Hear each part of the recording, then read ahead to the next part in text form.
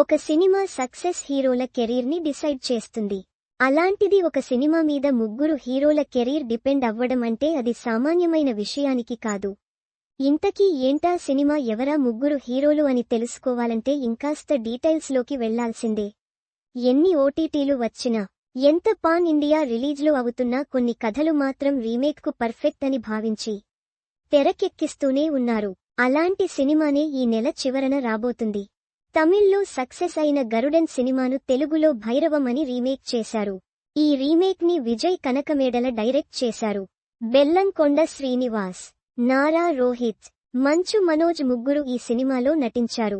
Bellamkonda Srinivas lead role కాగా మిగతా ఇద్దరు ఈక్వల్ రోల్స్ పోషించారు. అయితే ఈ సినిమా మీద ఈ ముగ్గురు హీరోలు చాలా హోప్స్ పెట్టుకున్నారు. సినిమా ప్రమోషనల్ కంటెంట్ కూడా బాగా అనిపిస్తుంది.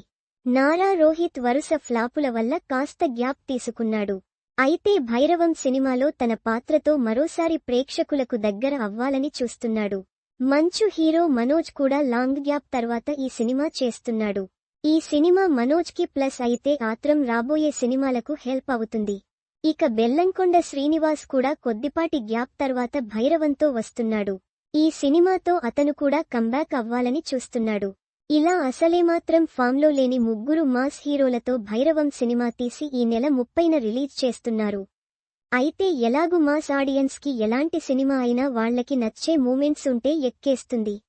మరి భైరవం సినిమా ఆ రేంజ్లో మాస్ ఆడియన్స్ని మెప్పిస్తుందా లేదా అన్నది చూడాలి.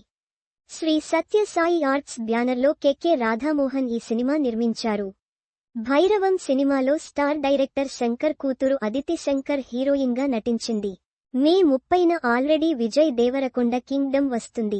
మరి రౌడీ హీరోకి పోటీగా ఈ భైరవం హీరోలు ఏ రేంజ్ ఫైట్